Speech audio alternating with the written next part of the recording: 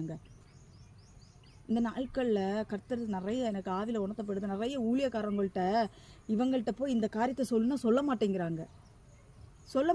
ஏன் சொல்ல மாட்டேங்கிறாங்க அப்படின்னா, ஏதாவது தப்பாக நினச்சிக்குவாங்களோ, ஆலயத்துக்கு வராமல் போயிடுவாங்களோ, என்ன ஆண்டவர் இப்படி பேசுகிறாரு, இந்த ஆத்துமா ஒரு ஆத்துமா இல்லை இதை குறித்து நம்ம பேசிட்டு இது இடர்கள் அடைந்து போயிருமே. கர்த்தர் சொன்னாரா பேசுங்க, அது இடர்கள் அடைஞ்சு போனால் போட்டு, அது ஆண்டவருக்கு அவங்களுக்குள்ளது.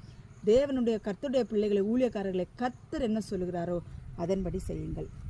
இங்கே ஒரு வேத வசனம், எரேமியா 3ஆம் அதிகாரம் 15வது வசனத்தில் என்ன சொல்லப்பட்டிருக்குன்னா, உங்களுக்கு என் இருதயத்துக்கு ஏற்ற மேய்ப்பர்களை கொடுப்பேன். யார் இருதயத்துக்கு ஏற்ற மேய்ப்பர்களை? அவருக்கு இருதயத்துக்கு ஏற்ற மேய்ப்பர்களை, மனிதர்களுக்கு பிரியமான மேய்ப்பர்கள் இல்லை. அவர் என்ன அழகா சொல்றாரு பாருங்க, உங்களுக்கு என் இருதயத்துக்கு ஏற்ற மேய்ப்பர்களை கொடுப்பேன். நம்ம அவருக்கு பிரியமானபடி ஊழியம் செய்யணும், அவர் இருதயத்துக்கு ஏற்றபடி ஊழியம் செய்யணும். அவர் அப்படிப்பட்ட